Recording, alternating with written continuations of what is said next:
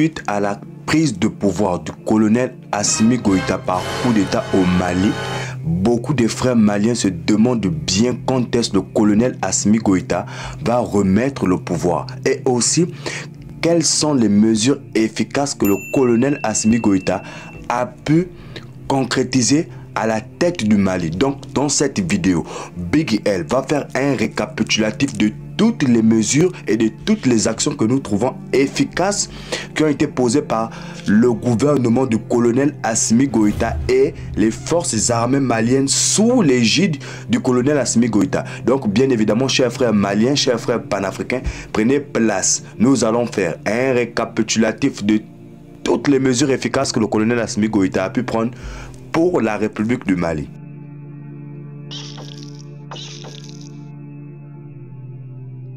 Lorsqu'on parle d'un pays souverain, c'est un pays qui maîtrise exactement tous les kilomètres carrés de son territoire.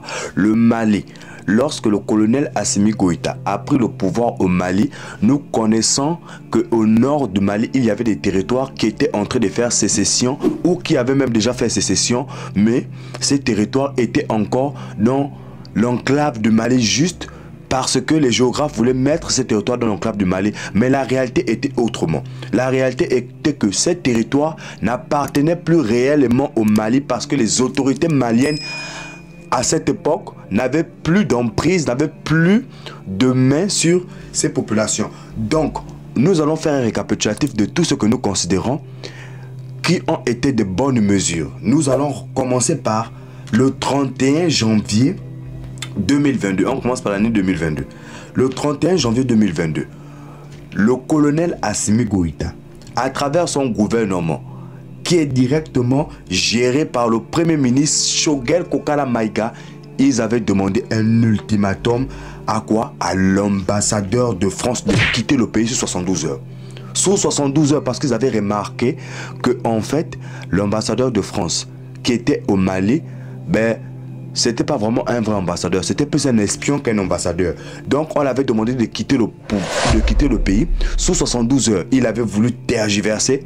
Il a finalement quitté le pays. Ça, on avait dit que c'était une mesure vraiment magnifique. Parce que lorsque on est dans un pays et que on constate qu'il y a certains ambassadeurs qui en fait sont là, pas pour travailler dans une coopération mutuelle, mais qui sont là pour en fait minimiser nos responsables, pour minimiser les mesures que prennent nos responsables, il faut leur faire libérer le pays. On n'a pas besoin de ce genre de partenariat. C'est ça que le colonel Assimi Goïta, ils ont fait comprendre. On avait dit que c'était très bien, c'était une très bonne nouvelle. Le 31 mars 2022, ça, c'était la libération de la ville de Mousra. Une ville qu'on nous avait dit, c'était une ville qui était en proie à des attaques, qui était en proie à des terreaux, qui étaient en proie à des agents affiliés à Al-Qaïda. Ils ont fait quoi? Ils étaient en train de massacrer nos frères dans cette ville là-bas. Les femmes, les forces armées maliennes, sous l'égide du colonel Assimi Goïta. Ils ont récupéré la ville. Ils ont récupéré la ville. Il n'y a pas que Mousra. Il y a une autre ville, Ber, qui a été récupérée le 12 août 2023. La ville de Ber a été récupérée. La ville vraiment qui a été symbolique, c'est la ville de Kidal. La ville de Kidal qui a été récupérée le 14 novembre 2023. Cette ville était vraiment stratégique. Et cette ville, elle est vraiment stratégique. Pourquoi? Parce que pour récupérer cette ville, tous les spécialistes, toutes les personnes de la MONUSMA, c'est-à-dire la mission de l'ONU au Mali, qui sont arrivés, les militaires français aussi qui étaient là-bas au Mali, ils nous ont fait comprendre qu'on ne pouvait plus jamais récupérer cette ville, que les Maliens devaient même déjà abandonner l'idée que la ville de Kidal pouvait une fois encore revenir sur le territoire du Mali. Il fallait abandonner cette ville. Lorsque le colonel Assimi Goïta il a pris le pouvoir et il a mobilisé les forces armées maliennes, ils sont allés avec une petite aide logistique de Wagner et ils ont récupéré cette ville. Les combats furent rudes, furent acharnés, mais en tout cas cette ville fut récupérée et c'était une très bonne nouvelle. En tout cas, le 16 mai 2022 aussi, les autorités du colonel Assimi Goïta ont pris la magnifique décision de claquer la porte du G5 Sahel, organisation totalement mafieuse qui avait été créée par le Tchad, le Mali, le Burkina Faso, le Niger et la Mauritanie. Mais en tout cas, cette organisation-là, ils avaient été créés pour faire quoi? Pour nous dire, nous dit-on, pour combattre le terrorisme dans la zone du Sahel. On n'a rien vu. Au contraire, on a vu que, en fait, depuis la création du G5 Sahel, les terroristes devenaient de plus en plus armés, avec des armes de plus en plus sophistiquées, avec des armes que nos armées n'ont même pas. On se demandait bien où ils trouvaient cela.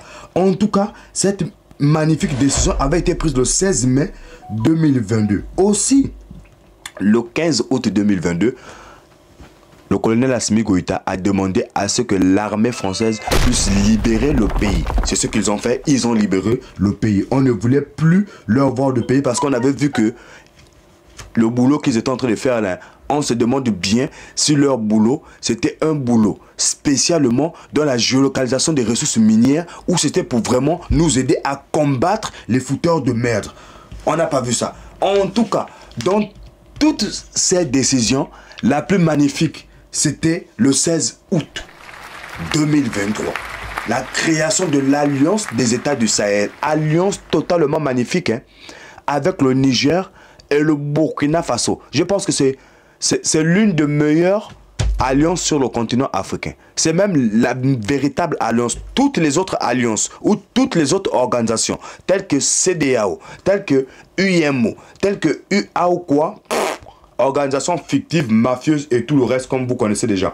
Donc, eux, ils ont créé l'AES où ils vont s'entraider, où ils vont créer leur propre monnaie, où ils vont mettre des actions en place pour que les autres frères de l'Afrique de l'Ouest puissent voir comment il faut vraiment sortir du joug des anciennes puissances coloniales. En tout cas, ils avaient aussi pris une magnifique décision, hein, le 30 janvier 2024, de claquer la porte de la CEDEAO. Et les autres ont suivi, le Niger, le Mali et le Burkina Faso. Tous, ils ont claqué la porte de la CEDEAO. Ils ont dit, on en a assez. La CEDEAO, ils ne font pas quoi? Ils ne regardent pas les problèmes des peuples, mais ils sont plutôt là comme étant une organisation qui fonctionne comme étant un pion des puissances coloniales. Donc la CEDEAO est devenue un pion de l'Angleterre et de la France. Donc la France, à travers ses anciens pays, tels que la Côte d'Ivoire, le Bénin, influence la CEDEAO.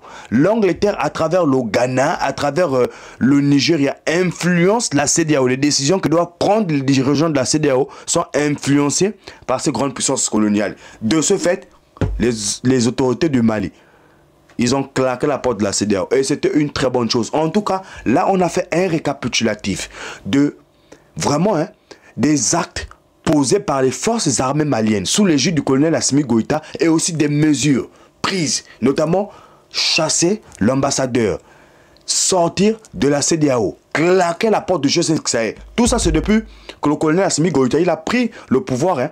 Depuis qu'il a pris le pouvoir, vous-même, vous voyez, c'est des mesures vraiment et des décisions irréversibles et irrévocables. Et vraiment des décisions où les Maliens se sentent fiers et on voit que la souveraineté malienne est en train d'être retrouvée. Les Maliens sont de plus en plus fiers. Quand je vois mes frères maliens comme ça, à Bamako les gars, ils sont fiers. Hein? Ils sont totalement fiers.